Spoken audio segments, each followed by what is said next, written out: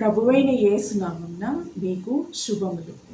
ఈరోజు మన వాక్య భాగము కొరింథీయులకు రాసిన మొదటి పత్రిక 15వ అధ్యాయము 2వ వచనం చదువుకున్నాం. ఉపదేశమును మీరు గట్టిగా పట్టుకొని ఉన్న యెడల ఆ సువార్త వలననే మీరు రక్షణ పొందువారై ఉందురు.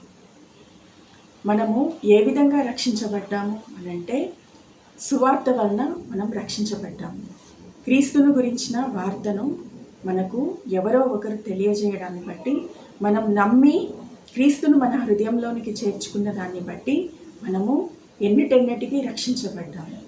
అయితే ఇక్కడ ఏమని చెప్పబడుతుంది? ఉపదేశమును మనము గట్టిగా చేపట్టాలి అని పౌలు ద్వారా పరిశుద్ధాత్మ దేవుడు చెప్తూ ఉన్నాడు.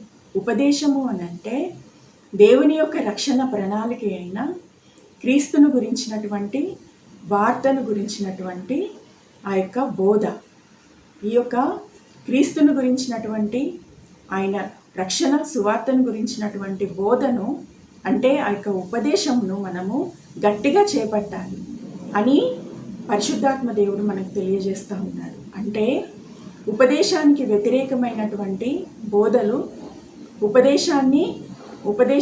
ఉపదేశం యొక్క మార్గంలో నుండి మనల్ని తప్పించేటటువంటి ఆ యొక్క మార్గాలు కూడా ఉన్నాయి. అయితే మనము క్రీస్తుని గురించినటువంటి సువార్తను గురించినటువంటి ఉపదేశ క్రమంలో నుండి మనం ఎప్పుడూ తప్పిపోకూడదు అని పౌలు ఇక్కడ తెలియజేస్తూ ఉన్నాడు. అదేవిధంగా ఈ యొక్క ఉపదేశాన్ని బట్టే నేను రక్షించబడ్డాను. ఈ యొక్క క్రీస్తుని గురించినటువంటి ఉపదేశాన్ని బట్టే మరి కొరింథీ విశ్వాసులు కూడా రక్షించబడ్డారని ఇక్కడ పౌలు ఈ యొక్క 2వ వచనం ద్వారా తెలియజేస్తూ ఉన్నాడు. ఈ యొక్క 15వ అధ్యాయము క్రీస్తు యొక్క మరణ పునరుద్ధానాల గురించి, అదేవిధంగా ఆయనను నమ్ముకున్నటువంటి మన యొక్క మరణ పునరుద్ధానాల గురించి కూడా ఎంతో తేటగా తెలియజేస్తూ ఉంది. ఇక్కడ మనం చదువుకుందాం. 3వ వచనం, క్రీస్తు మన పాపముల నిమిత్తము మృతి పొందెను, సమాధి చేయబడెను, లేఖనముల ప్రకారం 3వ దినమున లేపబడెను, ఆయన కేఫాకును తరువాత 12 కనబడెను, అటు పిమ్మట 500కు ఎక్కువైన సహోదరులకు ఒక్క సమయమందే కనబడెను. వీరిలో అనేకులు ఇప్పటి వరకు నిలిచి ఉన్నారు, కొందరు నిద్రించిరి. ఇక్కడ ఏమని రాయబడుతుంది? మరి ఆయన మరణించి లేచినప్పుడు ఆయనను చూసినటువంటి వారి యొక్క వివరాలను గురించి ఇక్కడ రాయబడి ఉంది. ఆయన క్రీస్తు మరణించి 3వ దినమున తిరిగి లేచాడు.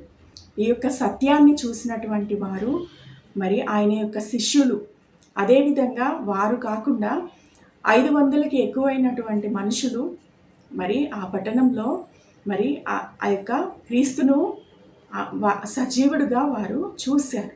చూసినప్పుడు వారందరూ కూడా ఆ విషయాన్ని, క్రీస్తు సజీవుడై ఉన్నాడనే ఆ యొక్క మరి విషయాన్ని ఎంతో రూఢిగా నమ్మారు. ఎందుకు వారు నమ్మారు అని అంటే, మరి క్రీస్తు అంతకుముందు చనిపోకముందు ఆయన చేత ఎన్నో అద్భుత కార్యాలు జరగడాన్ని, ఎన్నో శక్తి కలిగినటువంటి ఆశ్చర్య కార్యాలు ఆయన చేయడాన్ని వారందరూ కూడా చూశారు. మరి ఇప్పుడు కూడా క్రీస్తు సజీవుడై లేచి వారి మధ్యలో సంచరించడాన్ని చూసినటువంటి వారు భయపడలేదు, అపనమ్మకంని కనపరచలేదు. కానీ వారందరూ కూడా ఆయన శక్తిని బట్టి, ఆయన సజీవుడైన విధానాన్ని బట్టి మరి దేవుణ్ణి నమ్మి విశ్వసిస్తూ, ఆయన దేవుని కుమారుడని నమ్మడం మాత్రమే కాదు కానీ ఆ యొక్క విషయాన్ని మరి 500 మంది ప్రజలు కూడా వారు ప్రకటిస్తూ వెళ్ళారు. అనేకులకు వారు ఆ యొక్క క్రీస్తు యొక్క పునరుద్ధానాన్ని గురించి వారు తెలియజేశారు. హల్లెలూయా. మరి అదేవిధంగా 7వ వచనం చదువుకుందాం. తరువాత ఆయన యాకోబుకును అటు తరువాత అపోస్తలులకు అందరికీ కనబడెను, అందరికీ కడపట అకాలమందు పుట్టినట్టున్న నాకును కనబడెను. ఇక్కడ పౌలు తన గురించి కూడా చెప్తూ ఉన్నాడు. అతను అపోస్తలుల్లో ఒకడు కాదు కానీ అతనికి విడిగా మరి క్రీస్తు అతను సంఘాన్ని హింసిస్తూ ఉన్న దాన్ని బట్టి క్రీస్తు మరి పౌలును ఏర్పరచుకుంటూ ఉన్నాడు. కాబట్టి ఆయన దమస్కులో పౌలును దర్శించినప్పుడు అతని మనోనేత్రాలు తెరవబడి ఆయన సజీవుడుగా క్రీస్తు యేసును చూశాడు. చూసినప్పుడు ఆయన వెంటనే మరి క్రీస్తు సజీవుడు అయి ఉన్నాడని, ఆయన మరణమై లేడని, ఆయన జీవించి ఉన్నాడనే విషయాన్ని ఆయన రూఢిగా నమ్మాడు పౌలు. మరి అదే ఇక్కడ తెలియజేస్తూ ఉన్నాడు. ఎవరైతే క్రీస్తును, ఆయన పునరుద్ధానాన్ని నమ్ముతారో మరి దేవుడు సజీవుడని వారు ఒప్పుకుంటారు. నమ్మి విశ్వసించి మరి వారు మరి ఆ యొక్క జీవాన్ని వారిలో కూడా కలిగి ఉంటారు. ఆ విధంగా వారు కూడా క్రీస్తు యొక్క పునరుద్ధానాన్ని నమ్మినప్పుడు, ఆయన సజీవుడని ఒప్పుకున్నప్పుడు, ఎవరైతే ఆ విధంగా ఆయనను సజీవుడని ఒప్పుకుంటారో వారందరూ కూడా ఆయన ఏ విధంగా మరి మృతులలో నుంచి లేచాడో అదేవిధంగా మనం కూడా చనిపోయిన తర్వాత మనము ఆయన నమ్మిన దాన్ని బట్టి, ఆయన పునరుద్ధానాన్ని నమ్ముకున్న దాన్ని బట్టి మనం కూడా మరి ఒకానొక దినమందు సజీవులమై లేపబడబోతూ ఉన్నాము. హల్లెలూయా. ఈ విధంగా సర్వలోకానికి క్రీస్తు యొక్క మరణ పునరుద్ధానాలు ప్రచురించబడ్డాయి. ఇక్కడ 8వ వచనం నుండి 11వ వచనం వరకు పౌలు తనని గురించి తాను కొన్ని మాటలు రాస్తూ ఉన్నాడు. ఈ యొక్క మాటలు ఎంతో మీనింగ్ఫుల్గా మనకు అనిపిస్తాయి. చదువుకుందాం. 9వ వచనం.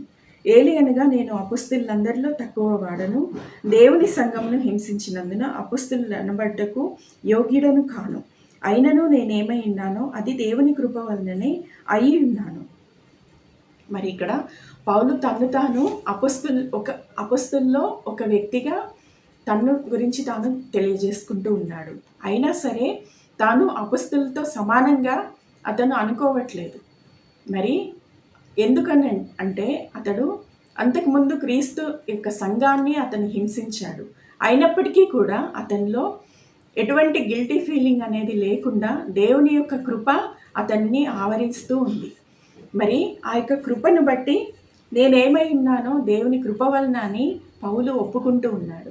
ఆ యొక్క కృప వలననే అతను ఎటువంటి బాధ కూడా మరి తన గతాన్ని బట్టి అతను ఏ విధమైనటువంటి మరి పాపము యొక్క భారాన్ని అతడు మరి ఫీల్ అవ్వట్లేదు. కానీ అతడు ధైర్యంతో కృపాసనం వద్దకు వెళ్ళినట్లుగా మరి క్రీస్తు యొక్క కృప తనను ధైర్యపరుస్తూ ఉన్న విధానాన్ని బట్టి, నూతనంగా తనను బలపరుస్తూ ఉన్నటువంటి విధానాన్ని బట్టి పౌలు మరి తన్ను గురించి తాను అపొస్తలుడిగా ఎంచుకుంటూ ఉన్నాడు. మరి ఇంకా ఈ విధంగా రాస్తూ ఉన్నాడు. 10వ వచనము. మరియు నాకు అనుగ్రహింపబడిన ఆయన కృప నిష్ఫలం కాలేదు. మరి దేవుని కృప మరి ఒక వ్యక్తికి పడుతూ ఉన్నప్పుడు ఆ యొక్క కృపను బట్టి ఆ వ్యక్తి ప్రవర్తిస్తూ, ఆ కృపను బట్టి మరి దేవునిలో ముందుకు కొనసాగుతూ ఉన్న విధానాన్ని బట్టి ఆ యొక్క కృప ద్వారా ఆ యొక్క విశ్వాసి ఆశీర్వదించబడి అనేకులకు ఆశీర్వాదకరంగా మార్చబడతాడు. మరి అదే విషయము పౌలు జీవితంలో జరిగింది. మరి పౌలు జీవితంలో దేవుడు తనకు అనుగ్రహించినటువంటి, ఉచితంగా చూపించినటువంటి ఆ యొక్క కృప, కనికరము, ప్రేమ, ఆ యొక్క వాత్సల్యము, క్రీస్తు ద్వారా కలిగినటువంటి మరి ఆదరణ, పౌలు వీటన్నిటిని బట్టి ధైర్యపరచబడుతూ ఉన్నాడు. ఆ యొక్క దేవుని కృపను బట్టి అతడు మరి సంఘానికి మరి అనేకుల అన్యులకు సంబంధించినటువంటి మరి మనుషులకు, అన్యులుగా ఉన్నటువంటి మనుషులకు క్రీస్తు యొక్క సువార్తను వెల్లడి చేస్తూ వెళ్ళాడు. 12వ వచనం చదువుకుందాం. క్రీస్తు మృతులలో నుండి లేపబడి ఉన్నాడని ప్రకటింపబడుచుండగా మీలో కొందరు మృతుల పునరుద్ధానం లేదని ఎట్లా చెప్పుచున్నారు. మృతుల పునరుద్ధానం లేని ఎడల క్రీస్తు కూడా లేపబడి ఉండలేదు. మరియు క్రీస్తు లేపబడి ఉండని ఎడల మేము చేయి ప్రకటన వ్యర్థమే, మీ విశ్వాసము వ్యర్థమే. పౌలు ఇక్కడ ఎవరిని ఉద్దేశించి చెప్తూ ఉన్నాడు అని అంటే, ఈ మాటలు కొరింథీ సంఘంలో ఉన్నటువంటి మృతుల పునరుద్ధానాన్ని, అంటే క్రీస్తు యొక్క పునరుద్ధానాన్ని బట్టి కూడా అనుమానం పడే, సందేహపడే కొంతమంది విశ్వాసులను ఉద్దేశించి అతడు మాట్లాడుతూ ఉన్నాడు. ఈ యొక్క 12వ వచనం నుండి 19వ వచనం వరకు వారు కలిగి ఉన్నటువంటి ఒక అపనమ్మకత్వాన్ని వారిని గద్దిస్తూ వారికి బుద్ధి చెప్తూ పౌలు వీరిని గురించి ఈ మాటలన్నీ చెప్తూ ఉన్నాడు.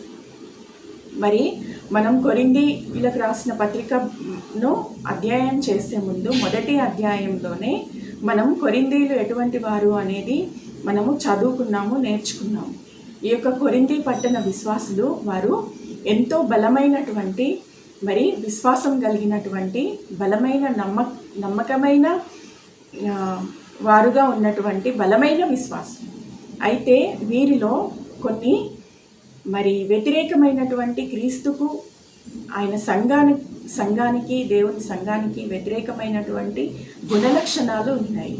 అవి ఏంటి అని అంటే మొదటి అధ్యాయంలో రాయబడి ఉన్నాయి.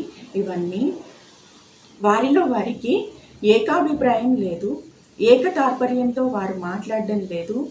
అదేవిధంగా వారిలో వారికి కక్షలు ఉన్నాయి.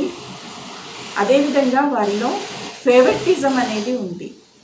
మరి అంటే ఒకడు నేను అపోల్లో వాడనని, ఒకడు నేను పౌలు వాడనని, ఒకడు నేను క్రీస్తు వాడనని, ఈ విధంగా ఎవరికి నచ్చిన వారిని వారు ఎన్నుకొని వారిని వెంబడించేవారిగా మరి మిగతా యొక్క విశ్వాసులను కానీ దేవుని సంఘాన్ని కానీ ఆయన యొక్క మరి విధానాలకు కానీ కట్టుబడి జీవించినటువంటి విశ్వాసులుగా వీరు ఉన్నారు.